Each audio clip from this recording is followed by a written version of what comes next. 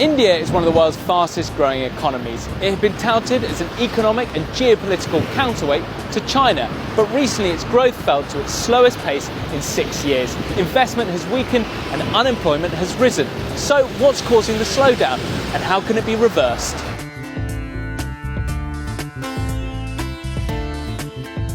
Since the turn of the century, India's economy has grown at a rapid rate, helping transform the country. Between 2006 and 2016, rising incomes lifted 271 million people out of poverty, meaning the proportion of Indians still living in poverty has fallen dramatically, from around 55% to 28%. Access to electricity has also improved. In 2007, just 70% of the population had access to power. By 2017, that grew to nearly 93%. More recently, the Indian government constructed around 110 million toilets, a huge step towards better sanitation designed to prevent the practice of open defecation. It's a signature program of Prime Minister Narendra Modi, known as Swachh Bharat or Clean India. All this development has been supported by a booming economy, but as of late that expansion has begun to run out of steam. In the third quarter of 2019, India's economic output grew by 4.5%, making it the first time the country's growth dipped below 5% since 2013. For context, 4.5% growth is still much higher than that of developed economies like the US. But with 12 million Indians entering the workforce every year, economists say the country needs annual growth rates to stay above 9% to ensure there are enough jobs. So what's causing this recent slowdown? Well, government officials argue turbulence in international financial markets is at fault. Political uncertainty and US-China trade tensions mean confidence levels among investors and consumers everywhere have sunk. The United Nations has even warned that a global recession in 2020 is now a clear and present danger. But back to India, many economists say the country's growth problems are actually self-inflicted. One obvious culprit is the shadow banking sector.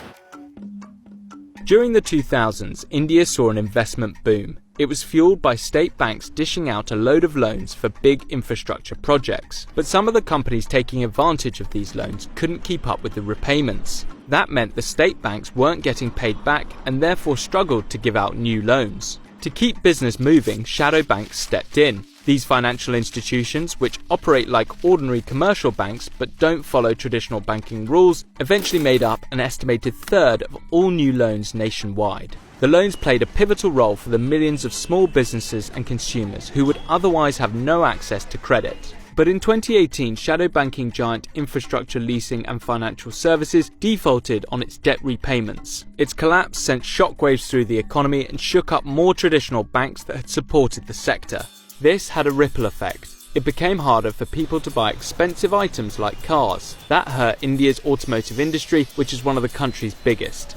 It employs about 35 million people and makes up about 7% of India's GDP. Last summer, the industry suffered its worst sales performance in nearly 19 years, and reports suggest tens of thousands of workers have been laid off. The agriculture and construction sectors have also been hurting, with small and medium businesses being hit the hardest. The country's unemployment rate has been on an overall upward trend since July 2017, rising several percentage points to 7.7%. Higher unemployment means consumers are buying less, leading to the unfortunate cycle of slower manufacturing, production, investment and job creation. A survey from the Reserve Bank of India found consumer confidence has fallen to its lowest level in 5 years. But Indians still have a positive outlook for the future, with most consumers expecting to feel more optimistic in a year. However, if things don't improve, debt could become another issue. Expecting better days ahead, many households have continued to spend by taking out loans and dipping into savings. Household savings as a proportion of GDP has fallen from 23.6% to 17.2%. Meanwhile, household debt has surged to 10.9% during the same period. Critics say the government in New Delhi has failed to spot these risks and hasn't done enough to get the economy moving again. The Reserve Bank of India's former governor, Raghuram Rajan, recently blamed the lack of significant reforms and a slowdown in investments since the global financial crisis.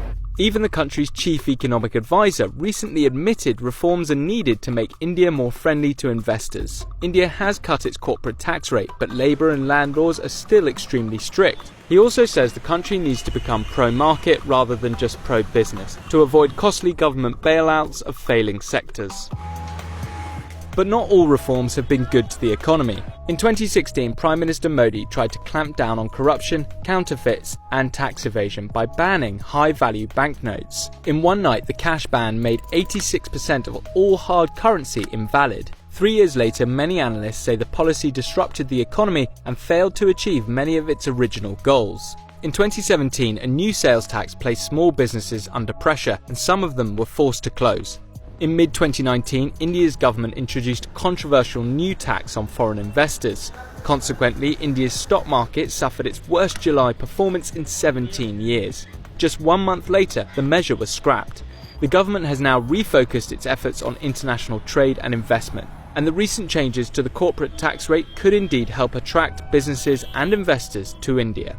But if the country wants to be part of the world's largest supply chains, it will need low and consistent tariff levels to encourage outsiders to invest for the long term. The country's shifting export policy has harmed several of its largest industries, particularly clothing. India's share of the global apparel market has increased only slightly in the past 20 years, and though the Indian workforce is vast, both Bangladesh and Vietnam now export more. On top of that, the country's import tariffs on average are much higher than the world's biggest economies. They're also among the highest of the world's emerging economies. Even US President Donald Trump has called for the country to bring down its duties. But let's take a step back. Has India's growth actually slowed as much as we think?